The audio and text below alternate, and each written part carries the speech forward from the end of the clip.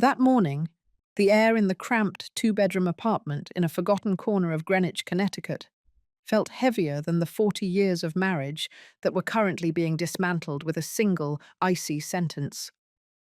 Harold did not even look up from the mirror as he adjusted the collar of a shirt that cost more than Catherine's monthly pension. He looked at his reflection, a 65-year-old man, suddenly invigorated by a lottery win of $31 million, and saw a king. When he looked at Catherine, he saw only a relic of a poverty he intended to bury. "You are a ghost of a past I no longer wish to haunt my future," Harold said, his voice devoid of the warmth that had once sustained them through lean winters. He finally turned to face her, his eyes cold and distant. "I have already called the locksmith. You have until sunset to take whatever fits into that battered suitcase you brought into this house 4 decades ago." Catherine stood by the chipped laminate counter, her hand instinctively reaching for her right hip, where a dull, throbbing ache served as a constant reminder of the price she had paid for their survival. For 40 years, she had been a nurse in the chaotic emergency rooms of New York and Connecticut, standing on her feet for 12-hour shifts that often stretched into 16. When the hospital shifts ended, she didn't sleep. She went to clean office buildings in downtown Stamford, her hands submerged in harsh chemicals that had long ago eaten away the softness of her skin. Her hands were a map of her suffering, thick calluses, swollen knuckles, and deep, permanent lines that held the grey shadows of a lifetime of labour. She was 62 years old, but her body felt like an ancient cathedral nearing collapse, held together only by the sheer force of her will and her devotion to a man who was now looking at her with genuine disgust.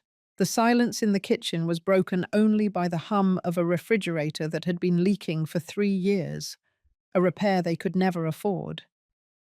Catherine looked at Harold, trying to find the man who had once promised to cherish her. Instead, she saw a stranger draped in arrogance. She thought of the $52,000 she had meticulously saved over the last 10 years, nickel by nickel, hidden in a rusted tin can behind the water heater. That money was her only hope. It was the fund for the total hip replacement surgery that her insurance refused to cover, the surgery that would finally allow her to walk without a cane. Just 2 days ago, when the numbers on the screen matched the ticket in Harold's hand, she had wept with a relief so profound it felt like a spiritual awakening. She thought the $31 million meant they could finally rest. She thought it meant she could finally afford to heal. But Harold had other plans.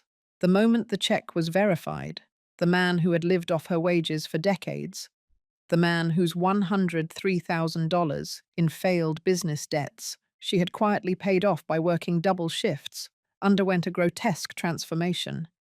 He didn't see the money as a tool for their shared comfort. He saw it as a key to a door she was too old and broken to pass through. He had already spent the last 48 hours in the company of Tiffany, a 32-year-old real estate assistant, with a predatory smile and a hunger for the lifestyle Catherine had built with her blood and bone. Harold had met her at the bank while setting up his new private wealth account, and within hours, Tiffany had convinced him that Catherine was a drab weight, dragging down his newfound brilliance. Catherine felt a wave of nausea as she remembered the night before. She had spent the last of her secret emergency grocery money to buy Harold a steak dinner to celebrate, while she ate a bowl of plain white rice. She had even gone to the local tailor to pick up his new Italian wool suit, paying the rush fee with the coins she had scavenged from the laundry. She had done it out of habit, the habit of the sacrificial martyr who always puts the needs of the ungrateful before her own. She had ironed that suit this morning, her steam iron hissing like a serpent, while Harold sat on the phone with Tiffany, laughing about the old lady who was still acting like a maid. Catherine had heard it all through the thin walls, but her heart had refused to believe the depth of the betrayal until this very second. Her mind drifted back to the early years, the years of long suffering that the Latin soul knows all too well. She remembered the winter of 1988, when the heating system failed in their first apartment. Harold had been laid off from the warehouse, and Catherine had worked 3 consecutive shifts at the infirmary, her feet so swollen that she had to cut her shoes open with surgical scissors just to get them off. She had come home in the freezing dark, draped her own coat over Harold as he slept, and sat in the kitchen with her hands over the pilot light of the stove just to feel a spark of warmth. She had never complained. She had viewed her suffering as a sacred duty, a cross she carried for the sake of their sanctum. Now that sanctum was being violated by a man who had forgotten the taste of hunger because she had always kept him full. Harold walked toward the door, picking up a set of keys to a brand new silver luxury SUV that was idling at the curb, a vehicle that cost more than the house Catherine's parents had died in. He didn't ask about her hip. He didn't ask where she would go. He simply reached into his pocket and tossed a single $100 bill onto the floor. It fluttered through the air like a dying bird, landing near her orthopedic shoes. "Use that for a cab," he sneered. "I don't want you hitchhiking in front of the neighbors. It's bad for the brand. Tiffany is coming over in an hour to help me choose the marble for the new mansion in Bellhaven. I suggest you are gone before she has to see your face. It might ruin her mood, and I've promised her a day of joy." The physical pain in Catherine's hip flared, a sharp, white-hot needle of agony that forced her to grip the counter until her knuckles turned the color of bone. But the pain in her chest was worse. It was a cold, acidic burn that seemed to dissolve the very foundations of her identity. For 40 years, she had been Harold's wife, the woman who stood behind him, the woman who cushioned his every fall. Now, she was nothing but a nuisance to be discarded. She looked at the $100 bill on the floor and then up at the man she had loved. She realized then that Harold didn't just want the money. He wanted to erase her because her presence was a constant reminder that he was once a failure who needed a nurse to survive. By deleting her, he was attempting to rewrite his own history. Harold slammed the door, the sound echoing through the empty rooms like a gunshot. Catherine was left alone in the silence, the hum of the broken refrigerator the only witness to her humiliation. She looked around the kitchen, the stained wallpaper she had put up herself, the cracked linoleum she had scrubbled until her knees bled, the small window where she had watched 40 years of seasons change while waiting for a man who never truly saw her. She felt the urge to scream, to shatter the remaining plates, to burn the apartment to the ground. But the Latin soul is taught to endure, to swallow the bitterness until it becomes a part of one's marrow. She would not scream. She would not give him the satisfaction of her public collapse. Slowly, with a grace that defied her crumbling joints, Catherine reached down and picked up the $100 bill. She didn't put it in her purse. She walked to the trash can and dropped it on top of the coffee grounds. Then, she walked to the water heater. With trembling hands, she pulled out the rusted tin can. The $52,000 was still there, the money she had saved for her surgery. She looked at the stack of worn $20 bills, the currency of her invisible labor. This money was not just for a new hip anymore. It was the seed of a reckoning he could not yet imagine. She began to pack. She didn't take the television or the microwave. She took her nursing license, her mother's rosary beads, and a small, leather-bound ledger that Harold didn't know existed. In that ledger, she had kept meticulous records of every cent of her money that had gone toward his debts over the last 4 decades.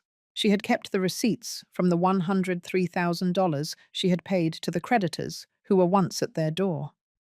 She had kept the original documentation of the Social Security disability payments she had received after a back injury, payments that Harold had managed and spent on his own whims. As she closed her suitcase, she caught a glimpse of herself in the hallway mirror. She looked frail, her white hair tied back in a severe bun, her face etched with the exhaustion of 1,000 sleepless nights. But beneath the frailty, there was a flicker of something new, a cold, steady light in her eyes. The sacrificial martyr was dying, and in her place, a silent storm was beginning to gather. Harold believed he had won the lottery. He believed that $31 million had made him invincible. He had forgotten that in the state of Connecticut, and in the eyes of a woman who has nothing left to lose, every debt eventually comes due. Catherine walked out of the apartment without looking back, the weight of her suitcase pulling at her shoulder, each step a testament to a pain that was finally, mercifully, turning into a weapon. The elevator ride to the 42nd floor of the glass and steel monolith in Midtown Manhattan felt like an ascent to an execution. Catherine sat on the velvet-upholstered bench, her hands clasped tightly over her worn leather purse, her knuckles white and trembling. The air in the elevator was pressurized, a sterile, expensive silence that made her ears pop and her heart hammer against her ribs like a trapped bird. She was surrounded by men in charcoal suits who looked through her as if she were a smudge on the polished brass railing. To them, she was just a weary woman in a faded floral dress and orthopedic shoes, a relic of a world that did not belong in the sanctuary of global wealth. She adjusted her grip on her cane, the wood clicking softly against the marble floor as the doors slid open to reveal the lobby of Sterling, Vance, and Associates. The reception area was a cathedral of mahogany and silence. Through the floor-to-ceiling windows, the Chrysler Building rose like a silver needle against a bruised New York sky. Catherine walked toward the reception desk, her limp more pronounced than ever, each step sending a jolt of fire from her hip to her spine. She had been summoned here by a formal courier just 3 hours after Harold had slammed the door of their apartment. She had hoped, against all the evidence of her bruised soul, that he had realized his error. Perhaps he was setting up a trust for her. Perhaps the $31 million had finally allowed him to be the generous man he always claimed he would be if they weren't so shackled by poverty. The receptionist, a woman whose skin looked like buffed porcelain, didn't even smile. "Mr. Vega is expecting you in the boardroom," she said, her voice as cold as a surgical instrument. Catherine followed her down a hallway lined with contemporary art, splashes of red and black that looked like fresh wounds on white canvas. When they reached the double oak doors, the receptionist pushed them open, and the scent of expensive cigars and aged scotch washed over Catherine like a physical blow. Harold was sitting at the head of a table that seemed to stretch for miles. He looked different, unrecognizable. He was draped in the Italian wool suit she had ironed that very morning, but he wore it with a predatory confidence that turned his features into a mask of cruelty. Beside him sat Tiffany, her blonde hair cascading over a silk blouse the color of champagne. She was leaning in close to Harold, her hand resting on his forearm, her manicured nails glinting like talons in the recessed lighting. There were 2 lawyers present, men with hungry eyes and pens that looked like silver daggers. Harold didn't stand when Catherine entered. He didn't even offer her a chair. He simply pointed to a document sitting in the center of the vast mahogany expanse. "Sign it, Catherine," he said, his voice echoing with a hollow, metallic resonance. "I have a plane to catch to Aspen, and I don't want to spend another minute anchored to the wreckage of our life together." Catherine moved toward the table, her breath hitching in her throat. "What is this, Harold?" she asked, her voice a fragile thread in the cavernous room. "I thought we were going to talk about the future. I thought we were going to find a way to heal." Harold let out a sharp, barking laugh that made Tiffany giggle. "Heal," he sneered, leaning back in his leather chair. "Catherine, look at yourself. You are a walking encyclopedia of ailments.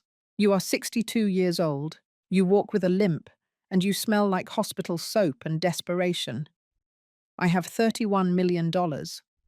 I am a man of means now. I am a man who belongs in the high-stakes lane of the Connecticut elite. You? You are an old clunker with a blown engine and a rusted frame. You served your purpose when I needed someone to pay the rent and cook the beans, but the race is over, and I'm upgrading to a showroom model." The lawyers didn't flinch.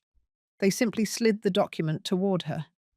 It was a no-fault divorce settlement, accompanied by a voluntary relinquishment of assets form. In exchange for 40 years of labor, for paying off his $103,000 in debt, for sacrificing her own health to keep him fed, Harold was offering her a one-time payment of $10,000, provided she signed a non-disclosure agreement and agreed to never contact him or his associates again. $10,000? Catherine whispered, the numbers blurring before her eyes. Harold, that wouldn't even cover the first month of the specialized care I need for my hip. I gave you my youth. I gave you my blood. Do you remember when I sold my grandmother's engagement ring to pay for your legal fees when your first business failed? Do you remember the 3 winters I went without a winter coat so you could have a car to drive to your interviews? Harold's face reddened, the mask of the billionaire slipping to reveal the petty, insecure man beneath. "That was your choice," he shouted, slamming his fist onto the mahogany. "You were the one who insisted on being the martyr. You loved the power it gave you, didn't you? Always being the one who saved me. Well, I'm done being saved. I'm the savior now. Tiffany sees me for who I really am, a lion, not a stray dog you picked up in the rain. You aren't a wife, Catherine. You are a stain on my new life. You're the grey shadow that reminds me of how pathetic I used to be, and I am bleaching you out of my existence." Tiffany leaned forward, her eyes narrowing as she looked at Catherine with a mixture of pity and triumph. "You should just sign, honey," she said, her voice dripping with artificial sweetness. "You're making a scene, and Harold has a very important gala tonight. He's announcing his new charitable foundation. It's for youth and vitality. You can see how you wouldn't really fit the aesthetic of the evening, can't you? You're a reminder of, well, of decay. No one wants to look at a broken nurse while they're drinking $500 champagne." Catherine felt a coldness spreading through her limbs, a numbness that was more terrifying than the pain. She looked at Harold, searching for a single spark of the man she had loved. She found nothing but the empty, glinting eyes of a shark. She realized that the betrayal wasn't just about the money, it was about the absolute erasure of her humanity. He was treating her like a piece of industrial waste, something to be disposed of according to the proper environmental regulations. She picked up the silver pen. Her hand shook so violently that she almost dropped it. The lawyers watched her like vultures waiting for a carcass to stop moving. Harold leaned forward, his eyes bright with the anticipation of his final victory. But as Catherine felt the weight of the pen, she felt something else, the ghost of the $52,000 in the tin can at the apartment. She remembered the faces of the thousands of patients she had held in her arms as they died, people who had taught her that dignity is the only thing you take to the grave. She didn't sign the paper. Instead, she pressed the pen down with all her might and dragged it across the document, ripping a jagged, ugly scar through the legal jargon. Harold leapt to his feet, his chair screeching against the floor. "What are you doing? You stupid, ungrateful—" "I am not a stain, Harold," Catherine said, her voice suddenly steady, echoing with the authority of the 4 decades of life-and-death struggle she had endured. "I am the woman who built you. And if you think $31 million can buy the silence of a woman who has survived the emergency rooms of New York City, you are a much bigger fool than the man who lost his life savings on a pipe dream."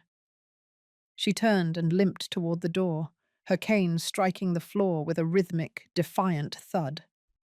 Harold's voice followed her, a screech of impotent rage. "Fine. Go, you'll get nothing, not the 10,000, not even a penny for a bus ticket. I've already moved my things to the mansion. The locks on the apartment were changed an hour ago. Your clothes are in a dumpster in the alleyway. You are homeless, Catherine. Do you hear me? You are a beggar." Catherine didn't stop.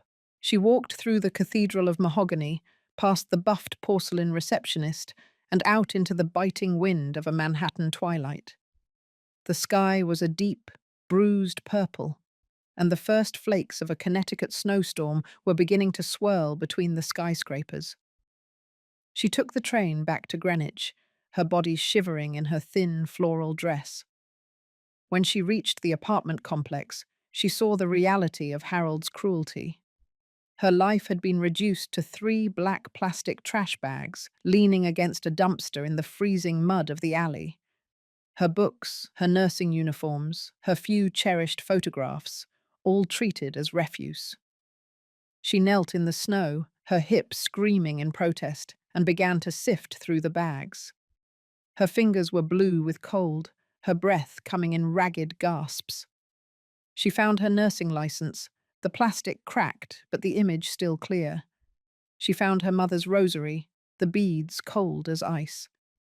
And then she found the ledger. Harold had thrown it away, thinking it was just a book of old grocery lists. He didn't know it was the blueprint of his own destruction. Catherine looked up at the window of the apartment she had called home for 40 years. The lights were off, the space empty, a hollow shell of a life that had been a lie. She stood up, her legs trembling, and looked down at the ledger in her hand. She had no home. She had no husband. Her body was broken, and she was standing in a snowstorm with nothing but her memories and her secret savings. But as she walked away from the dumpster, leaving the rest of her belongings to the winter wind, she didn't feel like a victim. The long suffering of the Latin soul had reached its limit. The UATUC, the profound, suffocating injustice, had crystallized into a diamond-hard resolve. Harold believed he had left her to die in the cold. He didn't realize that he had merely stripped away the last of her mercy. Catherine vanished into the white veil of the falling snow, her cane marking a trail that led toward a reckoning he would never see coming. The neon sign of the Blue Haven Motel flickered with a rhythmic, buzzing groan that matched the dull throb in Catherine's hip. She had spent 5 nights in this cramped, airless room, surrounded by the 3 black plastic trash bags that held the remains of her life. The $52,000 sat in the rusted tin can beneath her bed, but she was afraid to touch it, afraid that spending even a single dollar of her healing fund would make her a beggar in her own mind. Instead, she had taken a temporary job as a morning busser at a high-end French cafe in Greenwich, a place where the wealthy inhabitants of the Gold Coast mansions came to eat croissants that cost more than her hourly wage. She hid her face behind a surgical mask and a grey apron, a ghost among the living, mopping up spilled espresso and scraping crumbs into a silver tray. On Thursday morning, the heavy glass doors of the cafe swung open, and the scent of expensive perfume and arrogance preceded the 2 people Catherine feared most. Harold entered, looking radiant in a custom-tailored charcoal suit, his arm draped possessively around Tiffany, who was dressed in a white silk dress that clung to her like a second skin. They chose a table in the far corner, isolated from the morning rush, and ordered the most expensive items on the menu with the casual indifference of the newly wealthy. Catherine felt her heart stutter, a cold, sharp blade of panic slicing through her chest. She kept her head down, her grey mop moving rhythmically across the floor as she drifted closer, drawn by a masochistic need to hear the voice that had once whispered promises of love. Harold was laughing, a loud, braying sound that seemed to shatter the delicate atmosphere of the cafe. "I'm telling you, Tiffany, the look on her face when I tossed that $100 bill was worth more than the 31 million itself," he said, his voice dripping with venomous glee. "She actually thought I was going to share the win with her. After 40 years of her holy nursing and her constant reminders of how much she sacrificed, I finally had the chance to wipe that look of moral superiority off her face. I didn't just buy a new life. I bought my freedom from her suffocating goodness." Tiffany leaned in, her hand stroking the gold watch on Harold's wrist, a watch Catherine recognized as a limited edition that cost exactly $103,000, the same amount as Harold's old debts. "But baby," she asked, her voice a feline purr, "how did you even buy that ticket? I thought you said she had all the accounts locked down because of your spending habits." Harold took a slow sip of his black coffee, a smirk spreading across his face.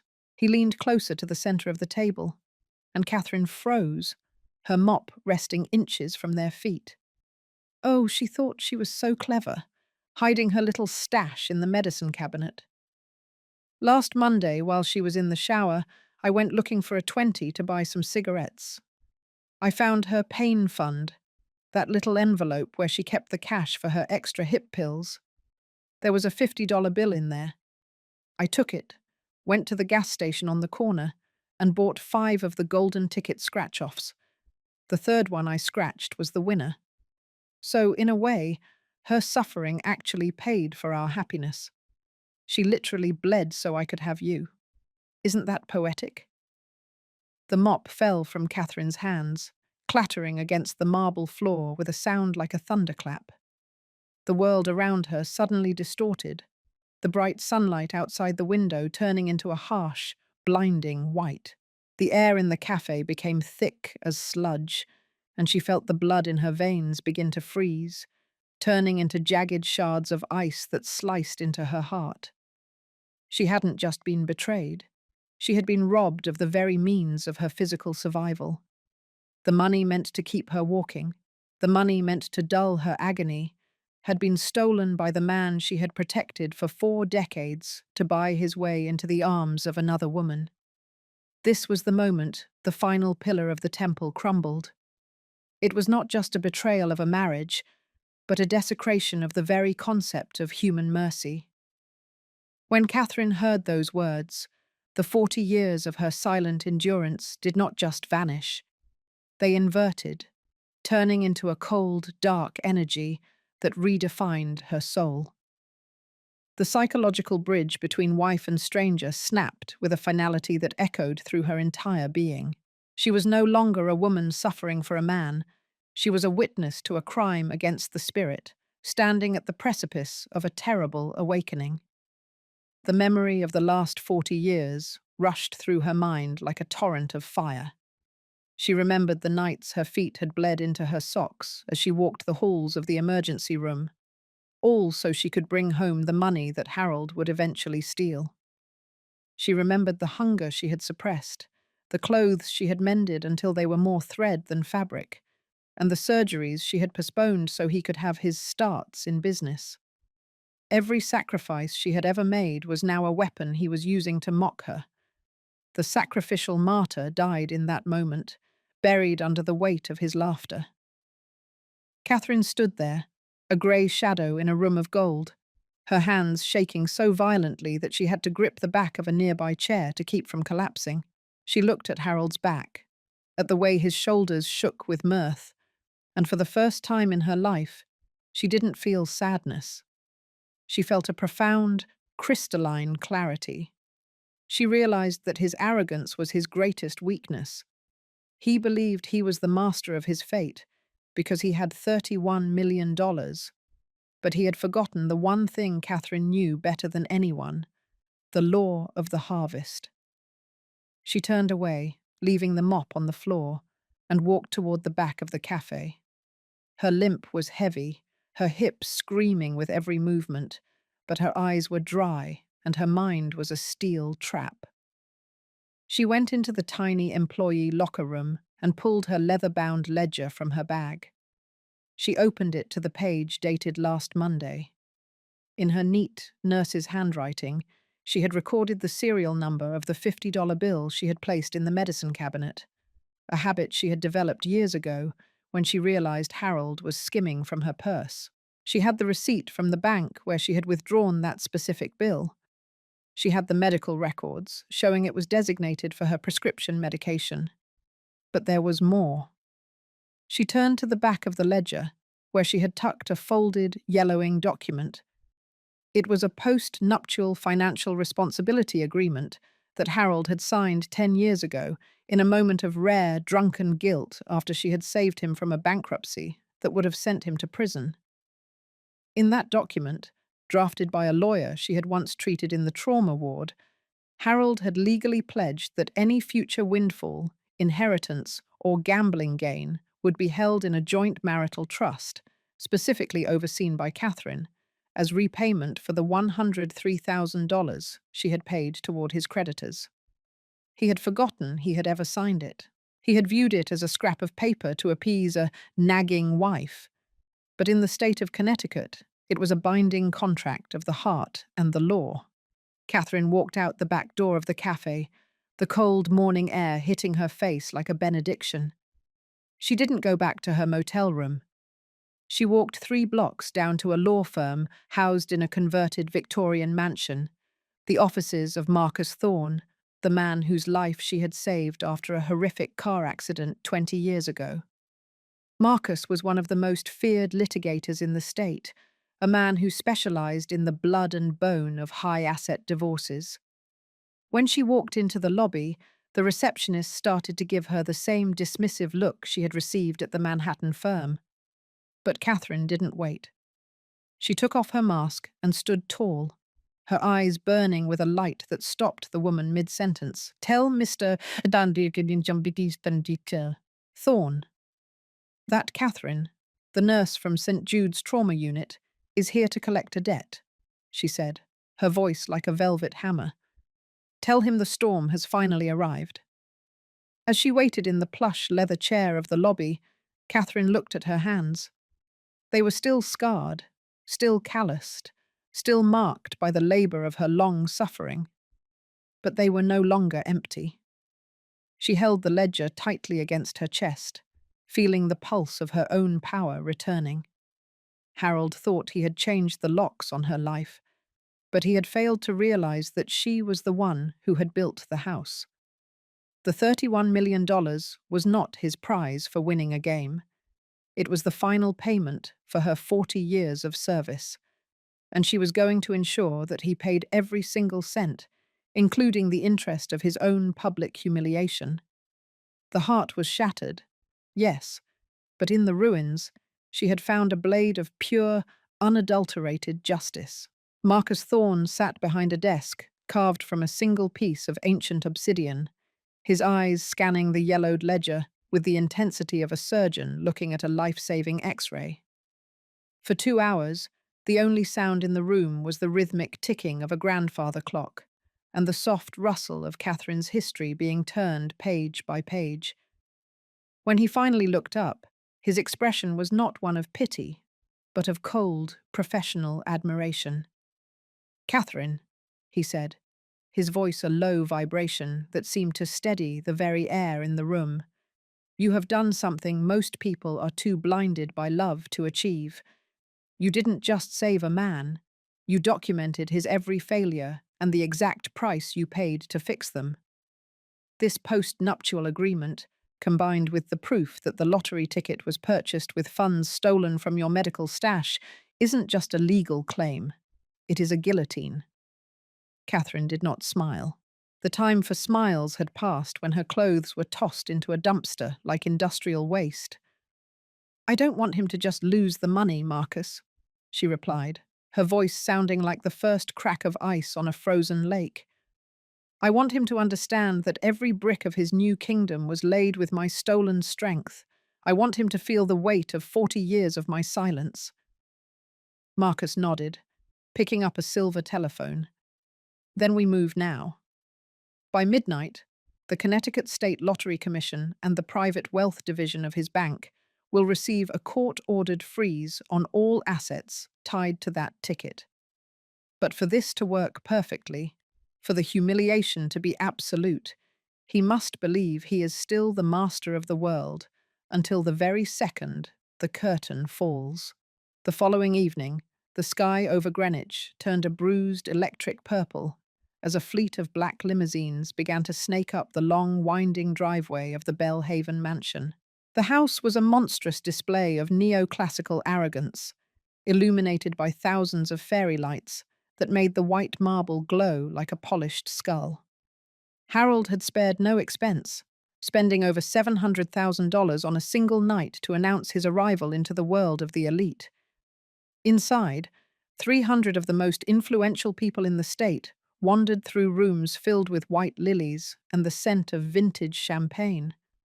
Tiffany was at the center of it all, draped in $40,000 worth of sequins, her laughter ringing out like breaking glass as she showed off the emerald necklace Harold had bought her that morning, a gift purchased with money he didn't yet realize was already ghost vapor. Catherine arrived at the side entrance, dressed in the same grey nurse's cardigan and the same worn orthopedic shoes.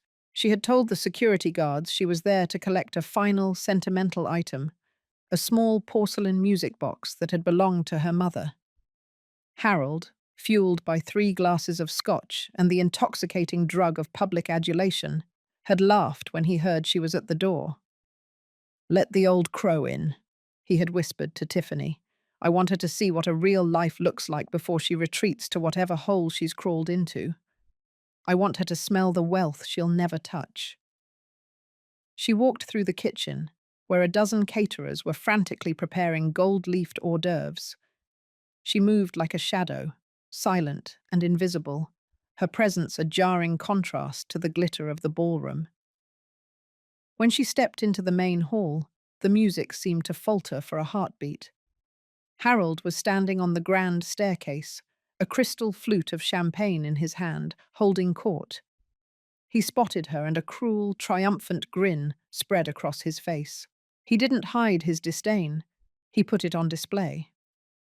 "Well, look who decided to join the living," Harold announced, his voice booming through the high-ceilinged room, drawing the eyes of every billionaire and socialite in the building. "Catherine, I'm glad you're here. You can see the marble you were too tired to help me choose. You can see the woman who actually knows how to wear a diamond." He gestured to Tiffany, who smirked and leaned her head on his shoulder. "We were just about to make the toast, Catherine. Why don't you go to the kitchen and get yourself a glass of water? It's probably the most expensive thing you'll ever swallow."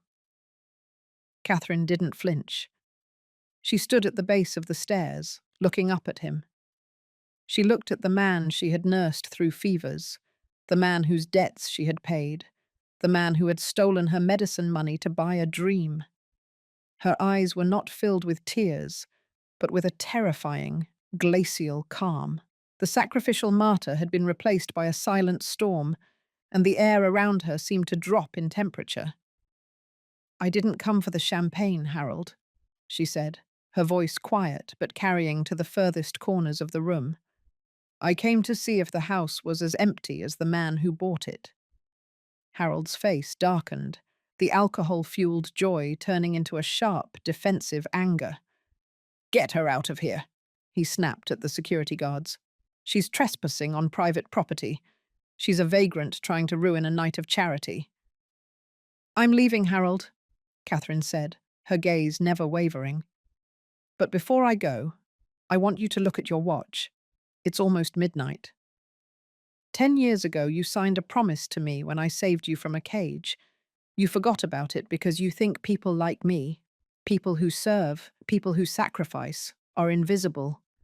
You think we are just the dirt beneath your luxury tires. But the dirt is what the foundation is built on, and when the dirt moves, the house falls." Tiffany laughed, a shrill, nervous sound. "She's crazy, Harold. She's just a bitter old nurse who can't handle that you moved on to someone better. Call the police." "No need," Catherine replied, her voice dropping to a whisper that felt like a death sentence. "I've already spoken to them." She reached into her cardigan pocket and pulled out a single, small silver key, the key to the safety deposit box where the original post-nuptial agreement had been kept. She walked over to the grand piano, where a massive floral arrangement sat, and placed the key on the polished wood. "Consider this my final act of service, Harold. I'm unlocking the truth for you." As she turned to leave, her limp was still there, a rhythmic reminder of her long suffering, but her head was held high. She walked back through the ballroom, through the sea of tuxedos and silk gowns, a silent ghost haunting their feast. Behind her, Harold was shouting, trying to regain the attention of his guests, trying to laugh off the delusions of a discarded woman. He began his toast, raising his glass to the limitless future that $31 million had promised him. He told the crowd about his plans to build a legacy, to become a titan of Connecticut society, to never look back at the grey shadows of his past. But Catherine knew what was happening in the digital veins of the world. At that very moment, 5 miles away, in a secure data center, the freeze orders Marcus Thorne had filed were being processed. The $31 million was being diverted into a court-monitored escrow account. The credit cards Tiffany had used to buy her sequins were being flagged. The luxury SUV idling in the driveway was being flagged for repossession. Harold was standing in a mansion that, within the hour, would become a legal prison of debt. She stepped out into the cold night air, the scent of white lilies replaced by the clean, sharp smell of the coming snow. She didn't look back at the lights or the music. She walked toward the modest sedan that Marcus Thorne had sent for her. As she sat in the back seat, she pulled the leather-bound ledger from her bag. She took a pen, and on the last page, beneath the 40 years of records and pain, she wrote a single word in bold, steady letters: paid. The storm was no longer silent. It had arrived at the gates of the palace, and while Harold and Tiffany danced on the edge of the abyss, Catherine felt a peace she hadn't known in 4 decades. She had reclaimed the keys to her own life, and the locks she had placed on Harold's future were made of the one thing he could never buy: the truth. The silent storm had passed, and in its wake, only the reckoning remained. The grandfather clock in the grand foyer of the Bellhaven mansion struck midnight, the deep, resonant chimes sounding like the tolling of a funeral bell for a life built on the shifting sands of betrayal. Harold stood on the makeshift velvet stage in the ballroom, the bright spotlights catching the sweat that was beginning to bead on his forehead. He held a giant, ceremonial check for $1 million intended for his new foundation, and the crowd of Greenwich elite watched with bated breath, their diamonds reflecting the artificial light like cold, distant stars. This was supposed to be his coronation, the moment he ascended from a debt-ridden failure to a titan of industry. Tiffany stood beside him, her sequined gown shimmering as she preened for the photographers, her hand already reaching for the next glass of $500 champagne. "Now," Harold announced, his voice amplified by the massive sound system, "I would like to officially launch the Vega Foundation for Youth and Vitality by authorizing the first wire transfer to our partners." He turned to a sleek silver tablet on a marble pedestal, ready to execute the transaction that would seal his status. He pressed the button with a theatrical flourish, his eyes gleaming with the predatory hunger of a man who believed he had finally cheated fate. But instead of a chime of success, a harsh, crimson light began to pulse on the screen. The sound system emitted a low, discordant buzz, and a large black box appeared on the monitors surrounding the room. Transaction declined, assets frozen by court order. A ripple of confused whispers swept through the crowd, the sound like the hiss of 1,000 snakes. Harold's face went from a triumphant red to a sickly, ashen grey. He pressed the button again, his fingers trembling, then again and again, his movements becoming frantic, almost animalistic. "It's just a technical glitch," he stammered, his voice cracking as he looked toward the back of the room. Tiffany's smile vanished, her eyes darting toward the security guards, who were suddenly standing at the perimeter of the ballroom, their faces grim and unmoving. The massive oak doors at the far end of the ballroom swung open, and the crowd parted like the Red Sea. Catherine entered, but she was no longer the grey shadow in the nurse's cardigan.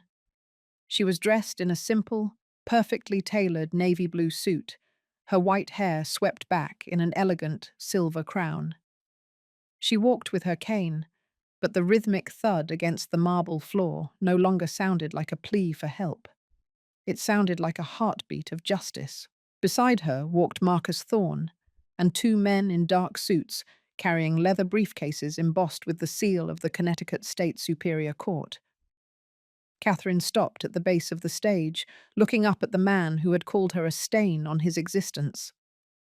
"Harold," she said, her voice clear and resonant, carrying to the furthest reaches of the vaulted ceiling. "The time for your masquerade has ended. You told these people you built this foundation on youth and vitality, but we all know it was built on a theft. You stole $50 from a dying woman's medicine fund to buy a ticket, and you forgot that every cent of that $31 million was already spoken for 10 years ago." Harold gripped the podium so hard his knuckles turned the color of chalk. "You have no right," he screamed, the mask of the billionaire finally shattering to reveal the hollow, desperate man beneath. "That money is mine. I won it. I am the one with the ticket." Marcus Thorne stepped forward, opening a thick folder and presenting a document to the lead security guard and the bank representative who had been standing near the stage. "This is a certified copy of the post-nuptial financial responsibility agreement signed by Harold Vega on the 14th of November, 2014, Marcus announced. "It stipulates that any and all gambling winnings, lottery prizes, or financial windfalls are the sole property of the marital trust, which is overseen and controlled exclusively by Catherine Vega. Furthermore, we have filed a formal criminal complaint for the theft of the $50 used to purchase the winning ticket, which nullifies Harold's individual claim to the prize under the state's clean hands doctrine." The ballroom fell into a suffocating silence. Tiffany, realizing the ship was not just sinking, but was already at the bottom of the ocean, stepped away from Harold as if he were radioactive. She looked at the emerald necklace on her neck, then at Catherine, and finally at the door. Harold reached out to grab her arm, but she slapped his hand away with a look of pure, unadulterated disgust. "Don't touch me, you pathetic loser," she hissed, her voice caught by the live microphones for everyone to hear. "You're not a lion. You're just a thief who got caught." She turned and fled toward the side exit, but she was stopped by the court officers. "The jewelry and the gown are part of the frozen assets, miss," one of them said, his voice cold and professional. "We'll need you to step into the side room and return the items to the estate." Harold watched in paralyzed horror as his world disintegrated in real time. The photographers who had been capturing his coronation were now snapping photos of his humiliation, the flashes blinding him as he slumped against the marble pedestal. He looked out at the sea of wealthy faces, the people he had tried so hard to impress, and saw only mockery and pity. He was once again the man who couldn't pay his debts, but this time there was no nurse to save him. There was no one to work the double shifts to cover his lies. Catherine walked up the stairs of the stage, standing inches from him. She didn't look at the giant check or the silver tablet. She looked directly into his eyes, seeing the ghost of the 40 years she had wasted on him. "I didn't come here to take your money, Harold," she said, her voice a calm, chilling whisper. "I came to take back my dignity. You thought $31 million made you a god, but it only made you a target for the truth. You are not being punished by the law, Harold. You are being punished by the very life you tried to throw away." She turned to Marcus Thorne. "Please ensure the caterers and the staff are paid from the trust. They shouldn't suffer because of his vanity." Then she looked at the bank representative. "The house is to be listed for foreclosure immediately. The proceeds will go to the St. Jude's Trauma Center. Harold doesn't belong in a mansion. He belongs in the reality he created." Harold fell to his knees on the stage, the check for $1 million fluttering to the floor, where it was stepped on by a waiter clearing away a half-eaten plate of caviar. He began to sob, a loud, ugly sound that echoed through the ballroom, but no one moved to comfort him.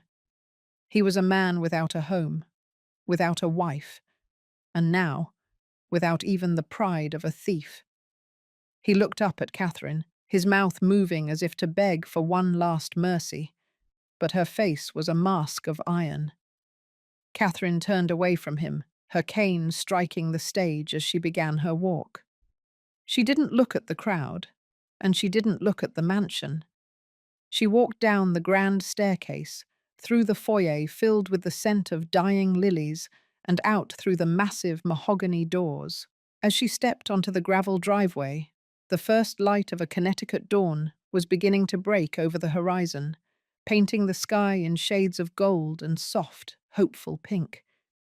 The black sedan was waiting for her at the curb. Marcus Thorne opened the door, but Catherine paused for a moment, breathing in the cold, sharp air of a New York winter. She felt light, as if the 40 years of labor and the 4 decades of silent suffering had been lifted from her shoulders. She was 62 years old, her hip ached with a dull, familiar throb, and her hands were scarred by a lifetime of service. But for the first time in her life, she was not walking toward a hospital shift or a cleaning job. She was walking toward herself. As the car pulled away from the Bellhaven mansion, leaving the shouting and the flashing lights behind, Catherine looked out the window at the passing trees. She thought of the $52,000 in the tin can, which would now be used for her surgery. She thought of the $28 million that would now save thousands of other lives through her foundation. She closed her eyes and felt a profound, holy silence settle over her heart. The sacrificial martyr was gone, and the woman who remained was finally, mercifully free. The debt was paid, the reckoning was complete, and the walk of freedom had just begun. The tragedy of the ungrateful soul is a profound reminder that wealth without character is merely a gilded cage of self-destruction. This story teaches us that the greatest betrayal is not the theft of gold, but the desecration of a lifetime of devotion and sacrifice. When we treat the people who sustained us as disposable relics of a past we wish to forget, we do not move forward. We sever the very roots that allowed us to grow. True dignity cannot be purchased with $31 million, nor can it be erased by a divorce decree. It is forged in the fires of labor, long suffering, and a conscience that remains clean even in the face of poverty. Let this be a warning to those who believe that money grants them the right to humiliate the sacred. The universe keeps a meticulous ledger of every tear shed in silence and every sacrifice made in love. In the end, the only true riches are found in the integrity of one's soul and the quiet strength to walk away from a throne built on lies.